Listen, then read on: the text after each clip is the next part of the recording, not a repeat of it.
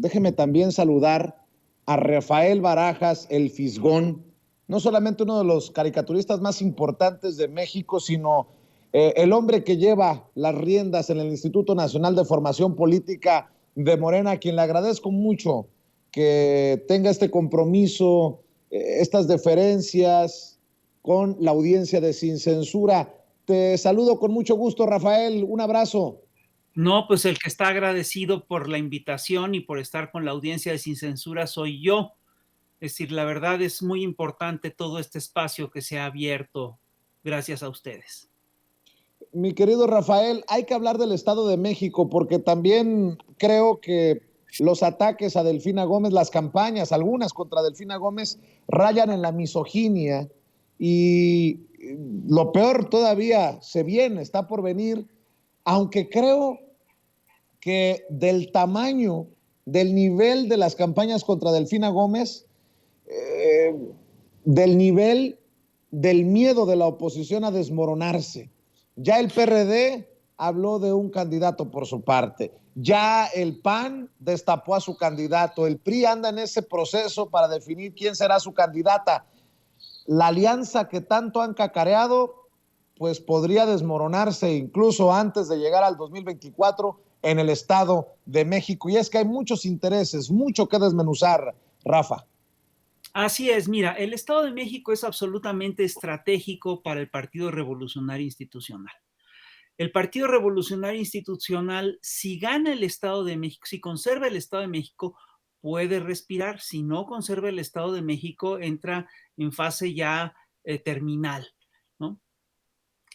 No hay que olvidar que es un Estado con una economía muy importante y es además un Estado, es el Estado más poblado de todo el país, ¿no? Entonces, para el PRI, el Estado de México es absolutamente estratégico. El PRI sin el Estado de México no respira, con el Estado de México todavía puede respirar. Y hoy lo que hemos visto es que efectivamente Morena presentó a su candidata, que es Delfina Gómez, una maestra, y ella ya había sido candidata del Estado de México. La impresión que yo tengo es, bueno, es que ganó la elección la vez pasada. Es más, yo estoy convencido de que le robaron la elección a la mala y las pruebas son muy claras. En toda la zona conurbada ganó con un porcentaje muy importante y el PRI le da la vuelta a este triunfo con las zonas rurales que están totalmente apartadas y en algunas de estas zonas rurales tuvimos una votación, el PRI tuvo una votación de más del 100%, digo, es una cosa verdaderamente inaceptable, ¿no? Entonces vuelve a presentarse la candidatura de Delfina y efectivamente se da lo que tú estás señalando, el PAN presenta ya a su candidato que es Enrique Vargas del Villar, el PRD va a presentar su propio candidato, el PRI está haciendo su cabildeo para presentar a su candidato y obviamente lo primero que se desata es una campaña negra contra Delfina, es una guerra sucia. Es curioso porque el tema de aquí están jugando con el tema de la percepción y la percepción se rige por varias cosas, por cómo se sensibiliza a la gente alrededor de un tema. Y desde hace tiempo están manejando la idea de que Delfina es una delincuente electoral. Imagínate qué grave, ¿no? Entonces, si nosotros revisamos en qué se funda esta acusación, vamos a ver que es verdaderamente insustancial. Es decir, ahí lo que ocurrió es que hubo hay se hizo un juicio, se hizo una investigación, porque supuestamente se pidió dinero en el Estado de México, en esta sección, tal. El dictamen que lo hace el Tribunal Electoral, a quien no se puede acusar de ser favorable hacia Morena, básicamente lo que arroja es que se castiga a un sector del partido porque no presentó, digamos, porque no notificó estos gastos, estas aportaciones. Lo que hubo fue una cooperacha, ¿no? Entre trabajadores, y el castigo es por eso. La multa es porque no reportan estos dineros. Y lo que resulta muy interesante es que Delfina efectivamente aparece en la investigación, pero ya en el dictamen su nombre ni siquiera es mencionado.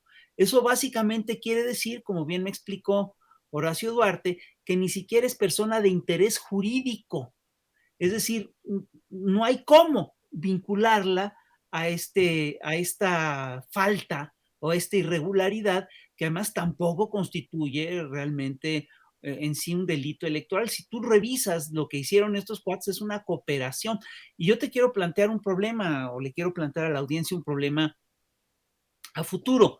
Es decir, si efectivamente, como se propone en la reforma electoral de López Obrador, lo que se busca es disminuir al mínimo las aportaciones de la federación a los partidos, pues esta forma de financiar al partido, a los partidos va a ser bastante común. Es decir, los partidos van a ser financiados por aportaciones de sus militantes, que eso es lo que se castigó en realidad, porque lo que solía ocurrir antes es que estas aportaciones eran obligatorias y por eso se sigue y se penalizan estos procesos, pero lo que es un hecho es que si no son obligatorias, pues en realidad no hay gran cosa que perseguir. Si son voluntarias, pues a mí me parece, con todo respeto, me parece que es perfectamente defendible el proceso. Y además, te digo, insisto, en este caso, Delfina ni siquiera es acusada de eso. Eso por Rafa, una parte. Entonces, tienes claramente una campaña de descrédito que está fundada en la nada, en humos, en la intención de desacreditar.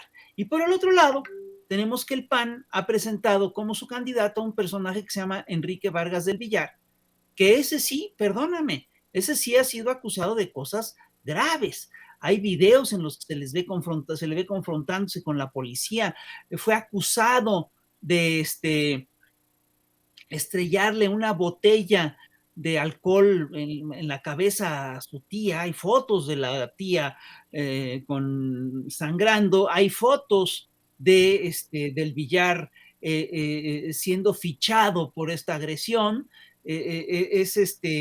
Hay además otras acusaciones de que en una fiesta el señor le rompió un vaso en la cabeza a otro personaje. Es decir, estamos hablando de una cosa bastante más grave y hay un trascendido que es muy interesante. Ese sí no es una materia penal, pero es un trascendido que es interesante, en el que se establece que Vargas del Villar fue a Madrid y que se encontró con Carlos Salinas de Gortari. Él lo que dijo es que fue un encuentro fortuito, fue un encuentro casual, etcétera, pero el hecho es que se vieron, ¿no? El caso es que se vieron. Y creo además que esta candidatura está fracturando al Partido Acción Nacional.